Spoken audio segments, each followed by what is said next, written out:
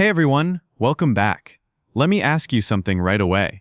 What if I told you the IRS might not even start accepting tax returns until mid-February next year? That's later than usual, and it could mean delays for millions of refunds. For people who rely on those refunds to pay bills or catch up on expenses, even a couple of weeks can feel like a lifetime.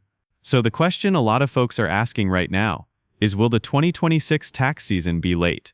And if it is, how should you prepare? Stick around, because understanding what's going on behind the scenes could save you a lot of stress and possibly money. Before we get into it, a quick favor. Do you usually file your taxes right away, or do you wait until closer to the deadline? Drop your answer in the comments, because I'd love to know how different people handle this. And if you like these straightforward updates, hit subscribe so you don't miss future tax news. Now, here's where the story begins. IRS leadership has suggested the filing season might open later than usual, around President's Day in mid-February, which would be a few weeks later than the typical late January start. That comment came from senior IRS officials, and it's what kicked off the worry. Not long after those comments, the IRS put out a statement saying it hadn't set an official date and that it was planning for a normal season. That kind of mixed messaging is what makes people uneasy. Leadership signals one thing, and the agency's communications office says something slightly different. The uncertainty is what matters here. Because when the IRS isn't certain about dates, taxpayers and tax professionals can't plan with confidence. Part of the reason for the concern is changes at the agency itself. Over the last year, the IRS has seen significant staff reductions, especially in technical and IT roles, and watchdog reports have flagged that the agency's workforce is down substantially. Fewer people to update systems, answer calls, and process returns makes any complex rollout harder. And this year's tax rules are more complex than usual. When staff levels fall at the same time the IRS needs to reprogram systems for new laws, that combination raises the risk of a delayed start or slower processing. Another big piece of the puzzle is the new tax law that went into effect after Congress passed major changes last year. That law introduced several new deductions and rules, including, for example, an additional deduction for taxpayers 65 and older. And those changes need to be built into the IRS computers, forms, and instructions. Rewriting and testing all that software is time-consuming. When big tax laws come late in the calendar, the IRS often needs extra time to make sure everything works right. And that's exactly the kind of situation that can push the opening date back. If you're wondering whether this has happened before, the short answer is yes. When Congress passes significant tax changes late in the year, the IRS has delayed the start of a filing season while it rewrites forms and tests systems. Back in 2013, for example, the IRS pushed its opening to late January so it could implement late legislation and complete system changes, and some groups couldn't file until even later.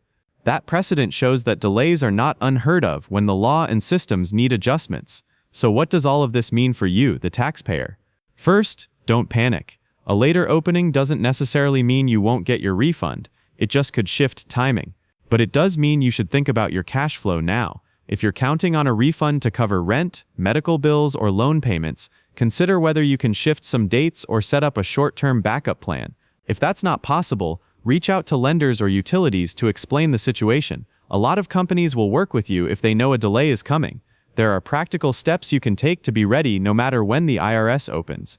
Get your documents in order: W-2s, 1099s, mortgage interest statements, and receipts for deductions. If you had major life changes last year, a new job, a baby, a home purchase, gather paperwork now, because those things can change your return. If you usually rush at the last minute, try to move forward a little earlier this year so you're not surprised. Also, take a look at your withholding.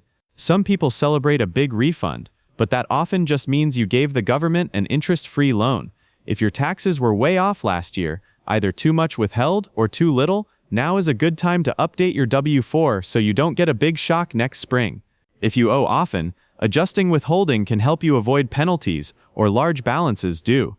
If you invest, consider talking to a tax advisor about strategies like tax loss harvesting if you had gains this year.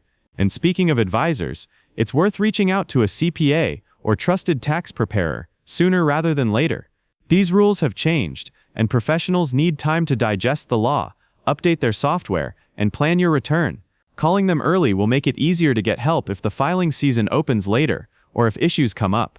There's another reason to consider filing as early as possible once the season opens. Tax-related identity theft. Scammers sometimes try to file a fake return in your name to steal a refund. Getting your legitimate return in early reduces the chance that someone else will beat you to it. If a delay pushes the opening date back, that window of risk can feel longer, so prepare your paperwork so you can file right away when the IRS says it's ready. You might be thinking, I usually don't file until March, so why should I care? If that's you, the practical impact could be smaller. Many later filers won't notice a few weeks shift, but there are large numbers of people who rely on refunds earlier in the year, and for them, a delay can be meaningful.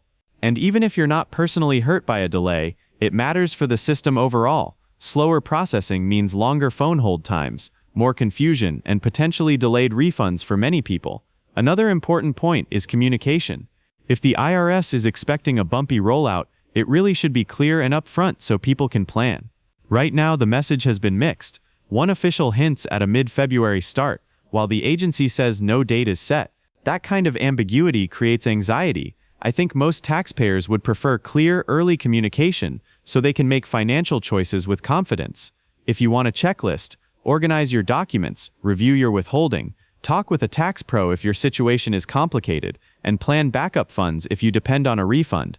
Those steps won't stop an agency delay, but they will make it easier for you to cope if the season opens later than normal. I really want to hear from you now. How would a couple of weeks delay affect your plans? Would it be a minor inconvenience, or would it cause real hardship? Share in the comments. Real stories help others, and they also help me cover the issues that matter most to you. I'll keep watching this closely and post updates as soon as there's an official start date from the IRS. In the meantime, preparing early is the best way to reduce stress, no matter what happens. Thanks for sticking with me through this update. If you found it useful, please like the video, subscribe for more straightforward tax news, and hit the bell so you don't miss the next update. See you in the next one.